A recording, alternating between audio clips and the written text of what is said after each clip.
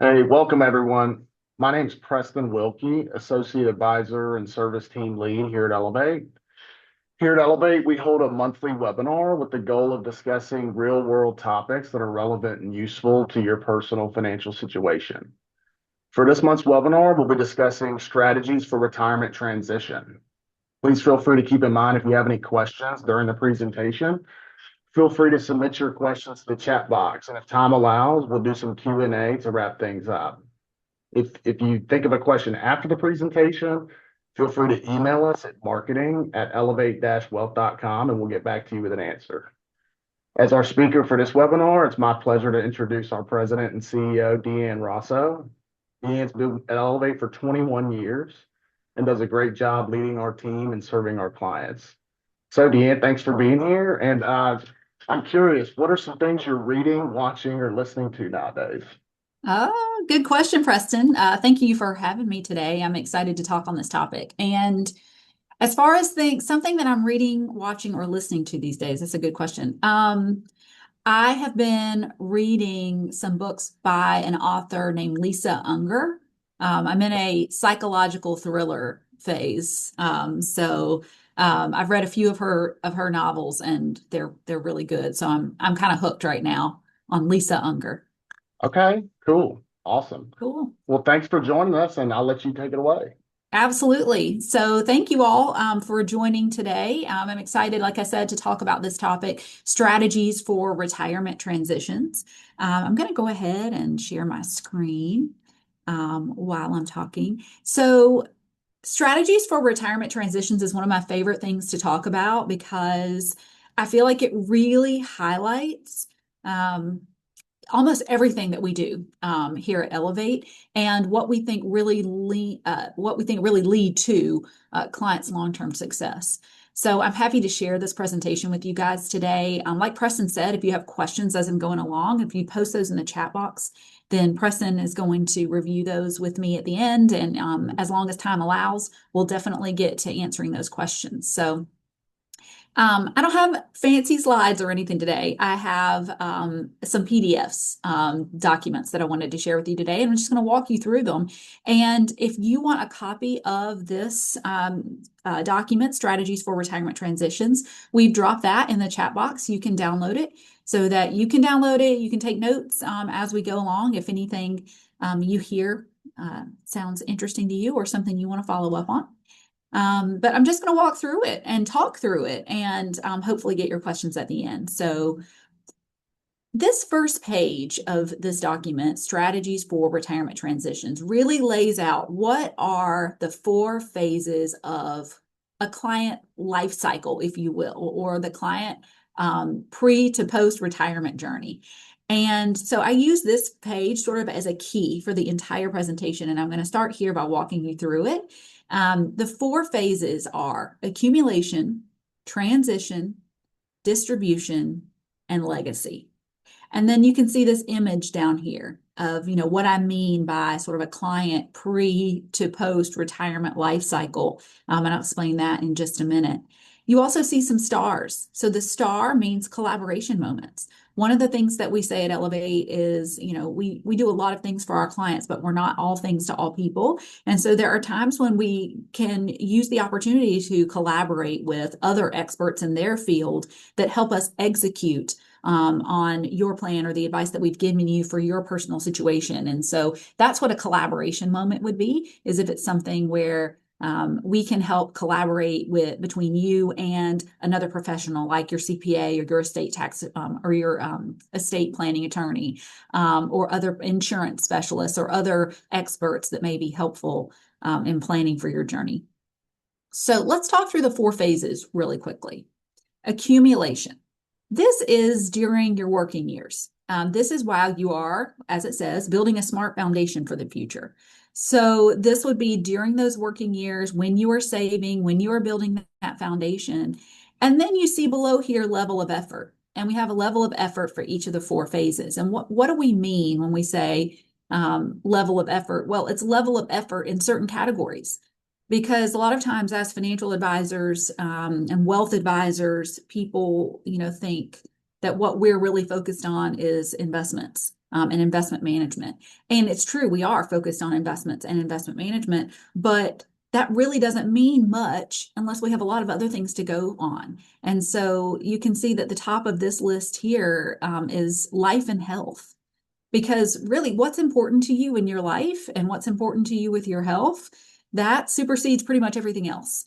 What are the things that you're building towards? What are the things that you're working towards? Why is retirement important to you? Or why are other goals important to you?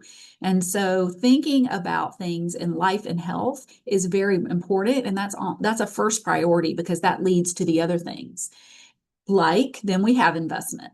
We need to put some effort into working on our investment management, making sure that the investments are right for you. Tax, very important. If we can manage taxation over time, ultimately you have more dollars in your pocket or more dollars to put toward those goals that are most important to you. Estate, also very important for most of our clients who want to make sure that, as we always say, the right person gets the right asset at the right time. And that can be done by some thoughtful planning. And then risk. What level of risk is appropriate for you? And you can see that those 5 things are in every single life phase, every single phase of transition, from accumulation to transition to distribution to legacy. But the level of effort that we put into each of those areas might differ depending on the phase that you're in. And so let's just start here with the accumulation phase. And let's talk about, you can see which colored bar here is our highest level of effort during the accumulation phase. And investment and risk are the 2 that we pay a lot of attention to during the accumulation phase. So let's go over to just the accumulation phase. I'm going to flip to the next page. Oh, let me flip back for just a second because you can see that these are also actually color coded. So we're going to be looking at light blue and purple on the next page. So if we're thinking about all the effort we're going to put into investment and risk during the accumulation phase, saving, investing, starting early, hopefully, to help fund those future objectives, then some of the things we're thinking about are, first of all, saving as much as possible in tax-aware strategies across tax-deferred, tax-free, and taxable accounts. What do I mean by that? So what I mean by that is, I'm going to flip to another slide that we affectionately call our tax buckets. We want to make sure that you're saving in the right way across all different types of accounts. So we call this the tax buckets because this slide here shows us with the different types of accounts that we save in, what are the tax consequences associated with each of those types of accounts. So let's start with tax deferred. Pre-tax money goes in this bucket. And those types of accounts are things like 401ks, 403bs, traditional IRAs, your simple IRAs, or SIPs. We also put pensions and annuities in this category because typically in those types of accounts, every dollar that goes in saves you tax now. It goes in pre-tax. And then it's allowed to grow inside, tax deferred. And then when it comes out, we call this forever taxed because the money that went in was never taxed. So the money that comes out is always taxable at your ordinary income tax rate. Now, there are a few exceptions. I'm not going to talk about those today because they are few and far between. So for the most part, money that goes in the tax deferred bucket, pre-tax goes in, and taxable ordinary income tax rates when it comes out in retirement. Flip over to the right side here, and we're talking about the tax-free bucket. This would be our Roth bucket, right? Dollars that we put into a Roth IRA or a Roth 401k have already been taxed. We've already paid our tax on those. They're allowed to also grow tax deferred on the inside, so we don't pay tax while they're growing. And then when those dollars come out, they're never taxed again. So saving in a Roth is one of your greatest tax advantages that you'll have over time. And it's really important to think about how can we structure a plan where you're saving in your Roth as much as possible, and then potentially in your tax deferred or that pre-tax bucket in order to lower your income tax rate now. And so balancing those 2 is really important during the accumulation phase. We want to make sure that we're doing the right thing for your tax situation long term. And then we have a middle bucket, what we call this tax advantage. This would be something we say is brokerage accounts, which are just plain vanilla investment accounts, no tax strings or no retirement strings attached. And so just saving in a regular investment account, which allows you access to those funds without early withdrawal penalties or anything. And you're only taxed on the growth. Dollars go in after you've already paid tax.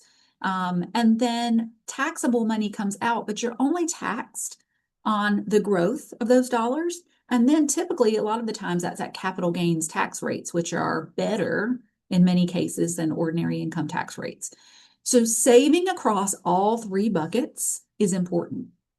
And I'm going to go back now to our accumulation slide where we talk about saving as much as possible in that tax-aware strategy across those three buckets. And that's what we mean.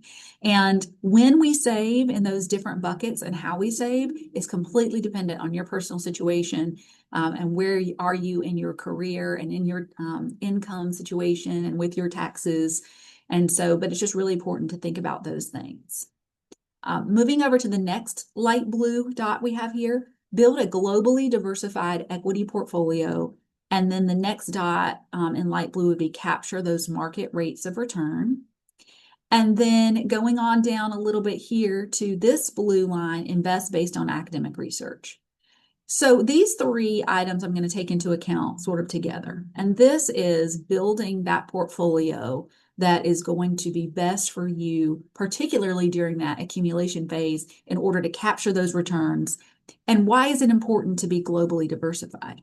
So let's talk about those things for just a second. Apologize, I did not mute my phone. Let's turn that off. Okay. Someone's calling because they want to know about global diversification. So let's get right to it. Diversification helps take the guesswork out of investing. So this is one of those slides that we kind of call the Skittles slide because there's so many colors on it. And it looks like you could just throw a bag of Skittles on the table and that would create the chart. It's very random. There's no rhyme or reason about it. And what is it?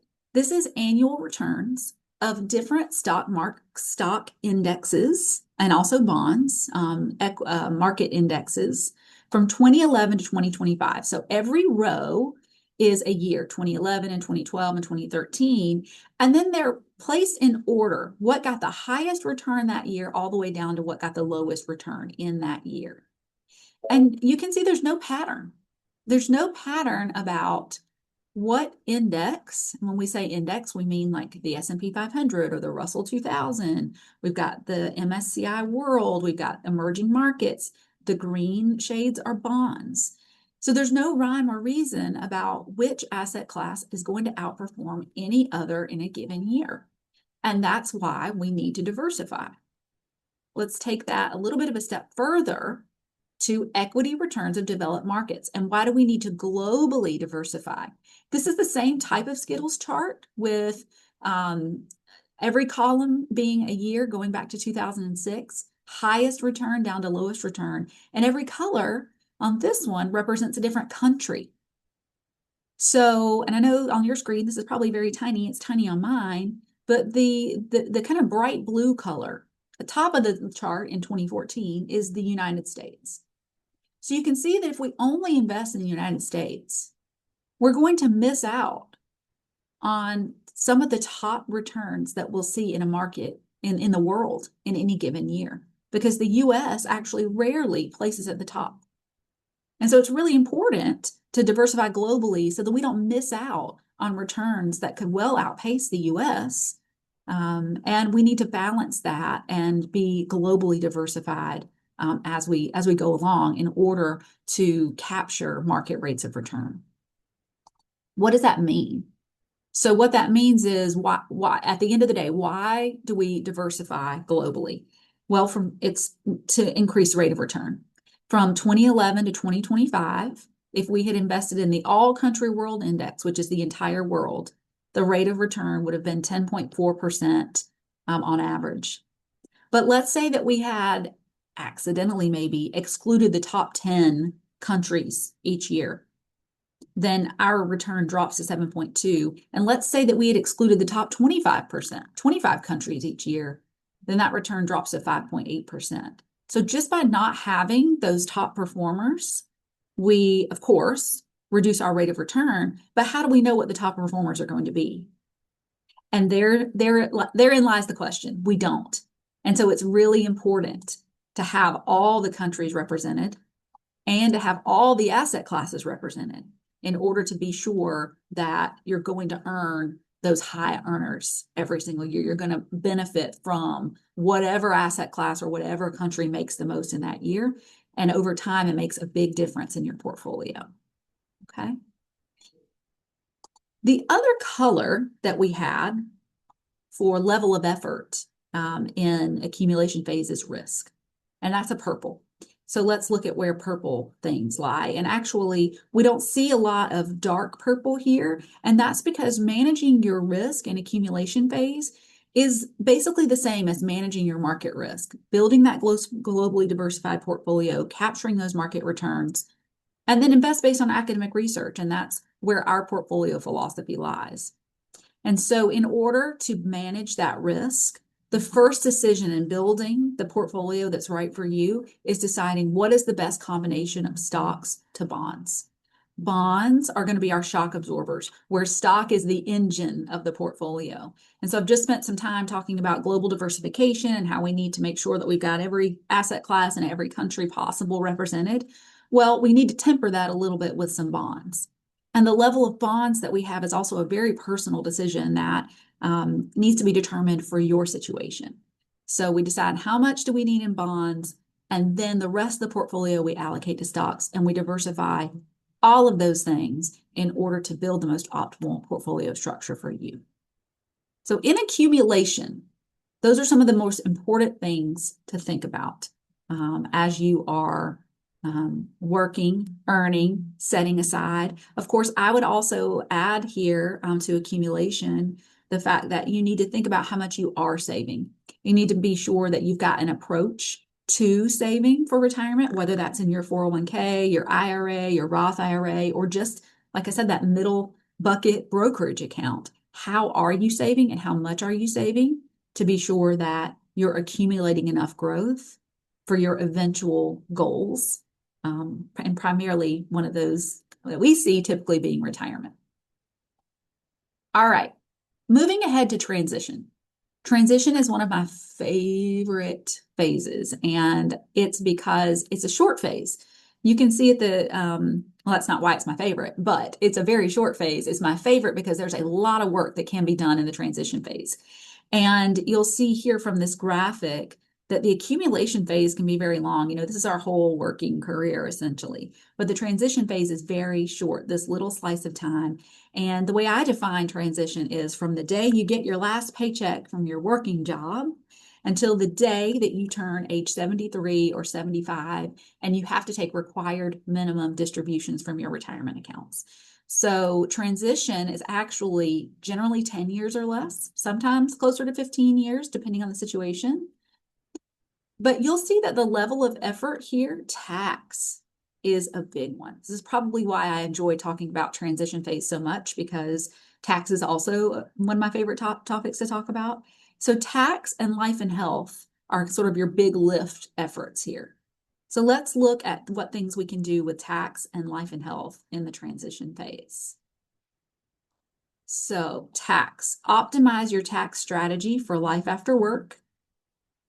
Project your adjusted gross income, estimate your in-retirement tax rate, develop your tax rate bracket strategy, and project that tax bracket at age 73 or 75, your required minimum distribution age, with no tax optimized planning. What happens if we don't do any tax optimized planning?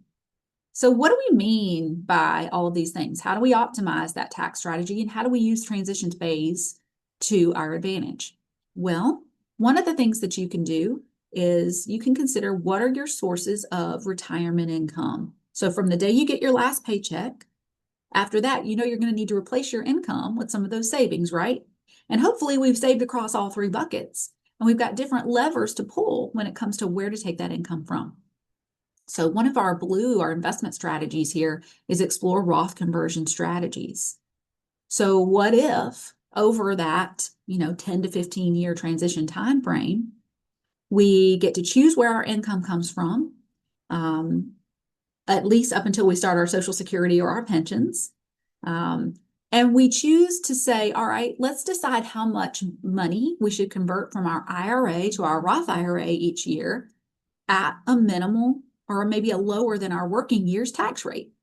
And that's where that Roth conversion strategy comes in. Every year, we can think about how much room do we have in a certain tax bracket to convert IRA to Roth, so that then we get money that's forever taxable into that tax-free bucket. Now, what happens when we do that is we pay tax, right? But we can control a bit of the tax that we pay simply by pulling the levers in the right way.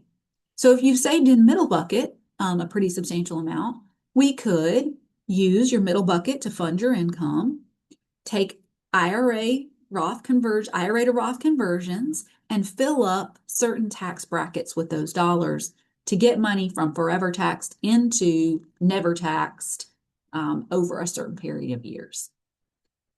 And then this bullet point, project a tax bracket with no tax optimized planning. We run the numbers both ways, right? Because the winner of the game from a tax perspective is not the one who pays the least tax this year, but the one who pays the least in tax over their lifetime.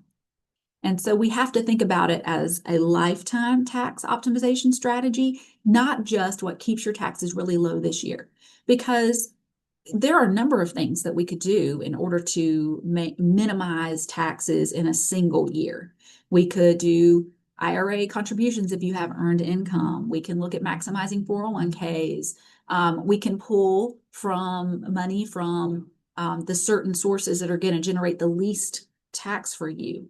But does that make sense over your lifetime? Because all we're doing sometimes is kicking the can on tax down the road.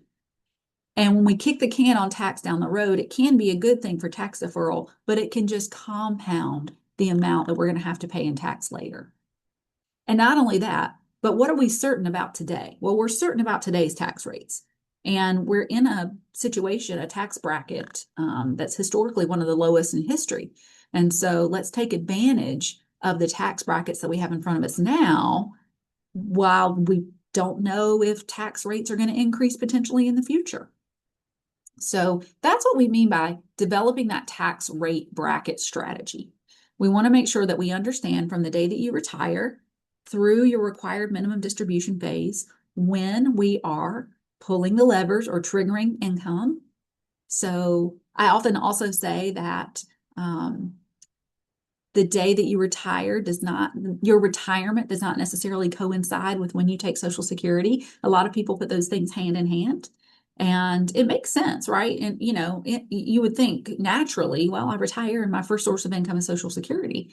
But if we can hold off on Social Security for until at least your full retirement age, or maybe even until 70, you could get a higher benefit. You should get a much higher benefit by waiting until 70. But again, it takes some planning, and that's where going back to that accumulation phase and thinking it all through, and then at the beginning of transition, thinking through all of these things when it comes to your in retirement tax rate, that bracket strategy, exploring Roth conversions, projecting what do you need for income and what is that AGI going to be. Taxes are so important to think about and have a strategy around in transition. And the reason it's so important is this sets you up for success in the long run and what your tax plan is going to be through the last two phases, distribution and legacy. So this is why I love this phase so much and why I talk about it so much, because it's a relatively short phase, but there's a lot of work that can be done in this phase to set you up for success. So that's why taxes are the heavy lift there. Life and health was also a heavy lift, or the second most heavy lift in transition. So let's talk about that. In transition, we want to make sure that you've defined your wellness plan and you've shared that with your family. So what are the key contributors to longevity in retirement? Well, it's not how much in assets you have, believe it or not. It is how active you stay in retirement. And so we often say, what is it that you're retiring to? Because we know what you're retiring from. You're retiring from this work, this career that you've done all these years. What is it that you're retiring to? So make sure you've thought about that before you retire. I've heard many times some of my retired clients say, there's only so much golf you can play, or there's only so much HGTV you can watch. And so what are all the things that you want to do that will keep your mind and your body active in retirement? And what's your new purpose in life? There's so many things that I think a lot of our clients, a lot of things that I look forward to in my retirement, those bucket list things or those ways that you can contribute back to the world, back to the community, back to your families, whatever it is. And I think just being thoughtful about that and actually sharing that with your family is important, because that's what really, at the end of the day, what drives longevity and success in retirement. All right, we are halfway through the phases, so let's go to distribution phase. So in distribution phase, again, life and health is a big level of effort in distribution, as well as tax. We get another thought for tax there. And estate. Estate starts to become a bigger consideration. And not meaning to discount that estate is not a bigger consideration early on. I think during accumulation phase in particular, you ought to have estate documents in place that protect you and your family. And from a risk perspective, you ought to have things like life insurance that would also protect your family. So definitely, those are not to be overlooked in accumulation and transition. But let's talk about them during distribution. So in distribution phase, some of the things that we start thinking about are transferring wealth to heirs with our personal parameters. What do we mean by personal parameters, right? There's a phrase that our founder has used over the years, and that a lot of our clients have adopted of, I'd rather give with a warm hand than a cold hand. Meaning, I'd rather make gifts to my family during lifetime rather than waiting until after death. And so, what are those goals that you have for transferring some of your wealth to your heirs, or to your family, to help, get to see the benefit of what they do with some of the wealth that you're passing on to them? And so that's really cool. Or other than that, at the end of the day, what is it that you want to see? And so just thinking about that leads to updating those wealth protection documents. You want to make sure that you've got your estate planning documents, but also that you are thinking about things like the titling of your accounts. Does that align with your estate plan? And also things like your insurances. Do you have umbrella liability coverage? All of those kinds of things that you want to make sure that you keep updated. You have built this nest egg that is now at probably one of the highest values of your lifetime. And you want to make sure that it is protected in the right way. Also, another thing that is really neat in distribution phase is at age 70 and a half, we can start thinking about funding your charitable goals with qualified charitable distributions. What does that mean? Well, earlier I showed you the 3 buckets, right? And the bucket that is, well, I'll just flip to it. The tax deferred bucket here, pre-tax. And I mentioned earlier that every dollar that goes in is pre-tax and every dollar that comes out is tax forever. And I did say with some exceptions. And so this is one of those exceptions. It's called a qualified charitable distribution. And at age 70 and a half, you can give to an IRS qualified charity directly from your IRA without any tax. And so it's a great way to make an impact on those causes that are important to you, and use some of those pre-tax dollars to give without any taxes. For a lot of us now, because of the way the tax law is written and because the standard deduction is so high, we're not really getting a tax benefit like we used to out of our charitable gifts. And so this is one way to do that, which is really nice. Let's talk about things also from an investment standpoint that you do during distribution phase. Donate those RMDs to charity goes right along with that QCD. those qualified charitable distributions. Although the timing doesn't align anymore. Like at 70 and a half, you don't have to start taking your required minimum distributions just yet. So that gives you a few extra years to give to charity before age 73 or 75 when those RMDs kick in. You want to be sure that in the distribution phase, you've defined that cost of your retirement lifestyle. And we say before tax and after tax. We want to know, what does your lifestyle look like? And what is it that we're funding for? And let's think about all things. Let's not think about just maybe replacing your paycheck, but let's think about the travel that you want to do. Let's think about if there's any home repairs or improvements. Let's make sure you've got a plan for long-term care later in life. And so all of those things are important to build into that plan, not just a steady monthly income stream. And we want to focus on things like after-tax, risk-adjusted market returns. Again, going back to what I shared in accumulation phase, let's make sure that your stock-to-bond ratio is right for you. Sometimes the questions we get are, how will I know? How do I know when to make adjustments to my portfolio? And the answer is really to look at your entire situation and do some projections. Is my money going to outlive me, or am I going to bounce the last paycheck? Or the last check out of my retirement account, whatever your goal is. And what's the probability of success for that? And what's the rate of return that I need? And so the rate of return that you need is going to depend on that balance of stock to bond. And that's where we talk about focusing on those after-tax risk-adjusted market returns. We want to put you in the best possible portfolio to earn the rate of return that is appropriate for you. And determining your Social Security strategy, another biggie here. I mentioned earlier, your Social Security doesn't have to align with your retirement. So when is it appropriate for you? So that's really important to look at. What do I get when I'm 62, which is the earliest you can take it, unless you are a surviving spouse. Or age 67, which for a lot of us now is full retirement age. Or can I wait all the way until 70, get that 8% per year bump every year, and along with cost of living adjustments. And so combining that with your Roth conversion strategy, all these things that we kind of carry forward from the transition phase. But by the time we get to distribution, typically your Social Security strategy is set in. And now in distribution phase, your income sources sort of stack up on one another. And so because we've kind of pulled all the levers now, right? We've had the time to look over and prepare for your tax situation.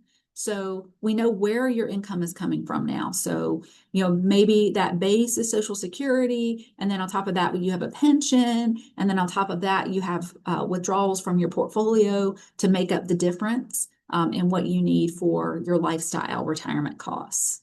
But the Social Security and the pension are pretty much set at that point, and that gives us less tax plus flexibility. But if we've done what we need to do in transition, then we have hopefully some additional dollars in Roth or in our middle tax advantage bucket to pull from to help manage those tax brackets on through for the rest of your life. And then lastly, on this slide, I'll touch on lowering your equity risk. I mentioned having that right stock to bond allocation. And we definitely want to think at this point, how much in bonds do we need? Do we need to increase that bond exposure as compared to your stock? Or are we comfortable being maybe a little on the more aggressive side, just depending on what your life goals are?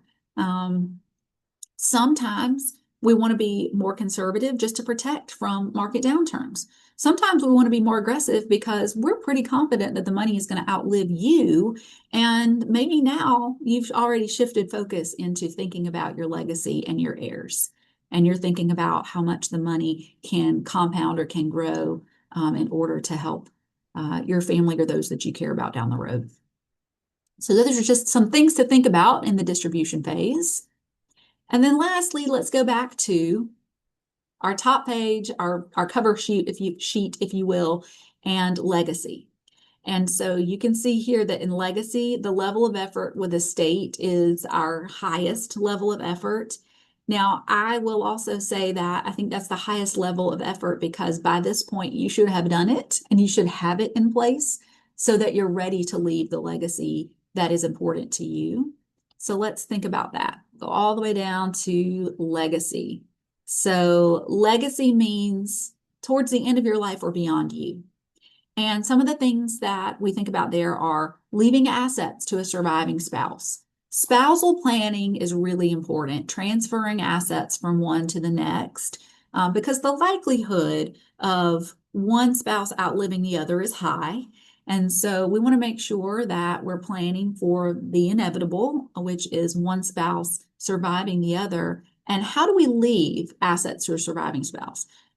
Financial planning would be a whole lot easier if some things were certain, right? And there are just some things that are not. We have no idea who will predecease the other. And so we just have to kind of give it a best guess sometimes, or structure things in a way that are, like it says down here below, equalize ownership of equities while both spouses are alive. Maybe we equalize ownership so that if something happens to one, the other gets to step up in basis for their half, or vice versa.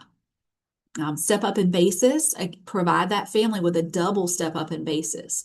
And so thinking again about spousal planning, if we've been able to leave all assets to one spouse and that spouse got to step up in basis, meaning their assets stepped up in value so that there's no tax upon liquidation, then maybe at the second death, that person can leave assets onto their family at another step up in basis. And so those things are important to think about. Fund the surviving spouse lifestyle with inherited assets. And so again, that goes back to that step up in basis. It's really more, this is estate planning strategy, but it's tax strategy too. And just updating those wealth protection and those estate documents, making sure that the things that you want are documented properly, and having a professional look over those. Because sometimes what makes sense in our head and when we read it on paper, when it's actually read by a legal professional, there might be some inadequacies in how we wrote it or how we thought about it. And so working with a professional to make sure that everything is documented appropriately so that things pass the way that you want them to, that's important.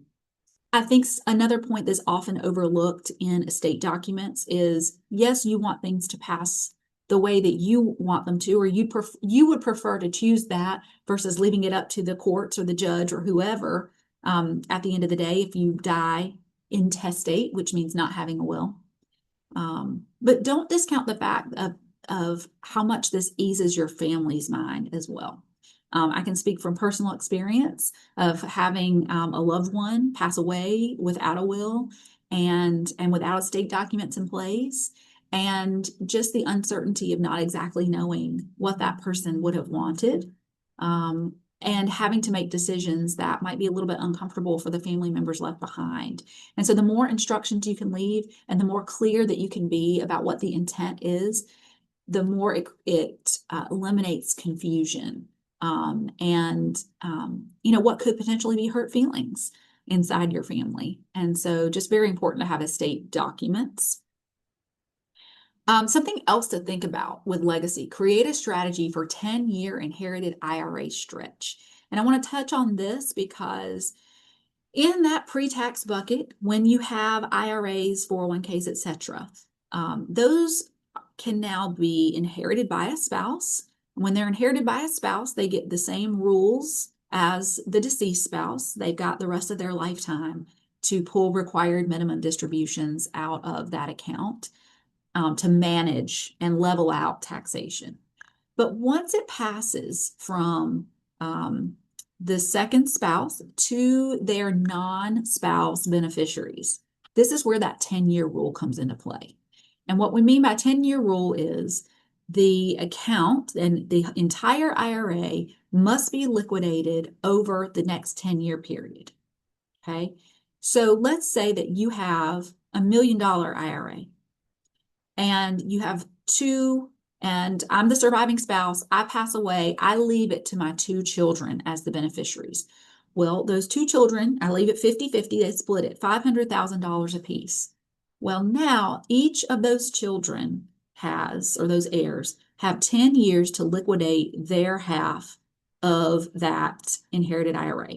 That means an additional $50,000 a year if you do it evenly, at least $50,000 a year if you do it evenly over a 10-year period in order to follow the rules and liquidate. That's what they're required. Now, the rules on this are a little bit tricky and a little bit different. You don't have to take out 50 each year or an even amount for 10 years, but you do have to liquidate the whole thing over a 10-year period. So you could drip it out, take a little bit. There is a required distribution of a small one each year. And then in year 10, take the rest. But think about what that does to taxes. And also think about what, for a potentially high earning beneficiary, to add an additional $50,000 of income on top of their already high income does to their tax bracket. So this is another thing to think about. Sometimes we say, start with the end in mind. Going all the way back to transition, we can think through at that point, how do we do Roth conversion strategies so that over the rest of our lifetime, we minimize our taxation and we get funds into that tax-free bucket that grow tax-free forever. And also that minimizes potential taxation for our heirs way on down the road.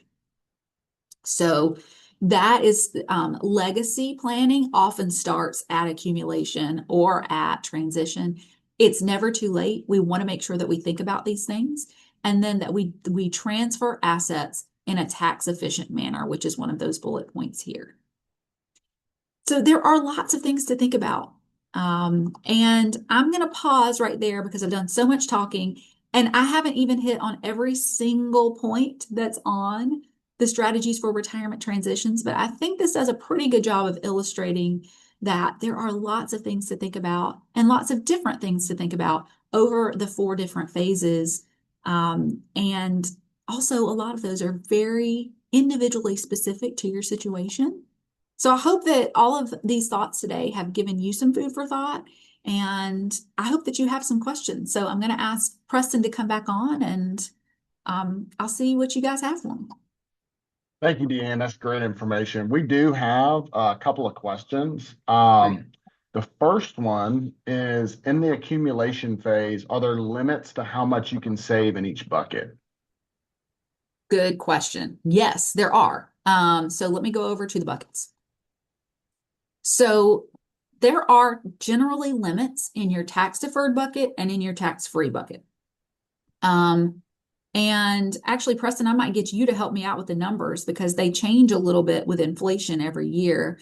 We do, and if any of you have tuned into some of our previous webinars, I know I did one a couple of months back on tax planning for the new year. But every year, the IRS sets what are the contribution limits for 401ks, 403bs, 457s, and IRAs, and all the rules around that. And so there are numbers. And we have a key financial data card that lists all of those numbers. So the basic answer is yes. I'm probably going to get the number wrong if I say it. I may be able to help with that a little bit. I think for 2026, the IRA limits is 7,500 under 50. Over 50, you have the additional 1,100 catch up for 8,600. I believe simple IRAs are 16.5 and 401ks are 23.5. I think that's accurate on the 401ks. I'm pretty sure on the others. Well, that's pretty good if that's right off the top of your head. I have a hard time remembering now because they do adjust for inflation each year. They go up a little bit. But yes, in general terms, I think you're right, Preston. And a lot of times what people are really want to know is, what's my IRA contribution limit? That qualifies for both the traditional IRA and the Roth IRA, and it's one limit that you have combined between the two. So let's say you're under 50, 7,500 is your IRA contribution limit. You could put half in traditional, half in Roth. You could put it all in traditional. You could put it all in Roth, but 7,500 is your limit. And then your catch up is that 1,100, Preston, that you mentioned. And again, you can split that either way that you want to. There are also income limits that go along with contributing to traditional and Roth IRAs. So you want to make sure that you pay attention to that when you are making those contributions. Yeah, thank you. Great answer. We do have another question in reference to tax planning during the transition phase. Okay. A hidden trap for a lot of people is the Medicare IRMA premium. Mhm. how should people weigh the impact of a withdrawal that might bump them into a higher IRMA bracket? Not necessarily avoid the withdrawal entirely, but just plan for that extra cost. Oh, that's such a great question. And I'm so glad that someone brought that up. Medicare IRMA, income related Medicare adjustment amount. So, what this means is your Medicare premium, so starting at age 65, your Part A Medicare is free, or that's what you paid for all your working years, but you have a Part B premium. And that Part B premium is based on the amount of income that you have in that year. Actually, the Part B premium is not based on the income you have in that year, but it's based on income from 2 years ago. And so if something happens, like if you take a withdrawal, a large withdrawal, that might bump you into the next IRMA tier, sometimes you don't even think about it until 2 years later when you get your Medicare premium statement and it says that your Medicare premium went way up for that year. And you're thinking, why in the world did my Medicare premium go up? I can't think of a reason why. Well, it might be because 2 years ago you took a large withdrawal that bumped you into the next bracket, or maybe something in your life happened, like you sold some property and had a large capital gain. So those things can hit and can take us unaware sometimes. So I think to answer the question more succinctly, it really is just about planning for it and knowing that it's going to happen and seeing if there's anything you can do to kind of help mitigate income in that year. So maybe that's the year that you consider, you know, I don't know, large retirement plan contributions in order to help offset some of that income. Um, there are a few strategies that we could use to try and bring your income back down up underneath that Medicare IRMA tier. Um, or sometimes it's just a matter of saying, you know what, I know it's going to bump me up into a bracket. Roth conversions are a good example. Sometimes we know that it's going to bump the client into a higher tier with Medicare IRMA. But when we run like a lifetime tax plan, we still understand that in the long run, their tax is going to be lower if we do Roth conversion now, even when they pay extra in IRMA for a year or two. So I think it's just important to know that it's going to happen and to project it and be ready for it. Okay, great. Thank you. One last question from a recent graduate who's looking to start their career.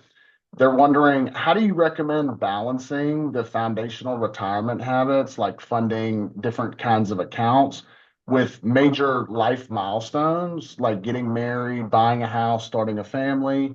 And what framework do we use to help young professionals like them prioritize these things without feeling like they're falling behind? Wow, that's a really big question. Yes, There yeah. are so many things. Yeah, There's so many things to think about and do. And I think a lot of times, I think whoever asked the question, I'm very impressed that you asked this question because it's a lot to think about if you really do think about it. But I think there are some simple things like just setting a savings goal and just saving a little bit, just starting small. Um, I think that might be my biggest advice is to not let it overwhelm you and just start small. Save $25 a paycheck or something to that effect, just to get in the habit and to start good habits. Because at that point in your career, there's so many things that you want to do and so many things that you want to save for. Not to mention, you might have student loan debt, or the things that you're looking to pay off as well. And so I think it's just important to actually start saving, even if it's just a little bit, and balance that with what you need in order for student loan payoff or what you want to save for a potential home purchase, and things like that. So my overall advice is just start small and take small steps and don't try to take big steps that will overwhelm you. absolutely. Thank you. And I'll just add to that too. This person can feel free to come in for a consultation if they'd like help, figuring that out. So, well, Absolutely. that's all the questions we have, Deanne. Thank you so much for those of you tuned in. That retirement transition, the PDF is in the chat box, so feel free to download that. We also have a large library of resources on our website that may be helpful to your situation, so feel free to explore that. We record and post all of our webinars, including this one on YouTube. So if there's a specific topic you're searching for, you should be able to find some supporting content there. And lastly, again, if you have a question that you didn't ask, feel free to email us at marketing@elevate-wealth.com and we'll get that answered for you. These webinars are held monthly and you can register on our website under the Attend Webinars tab.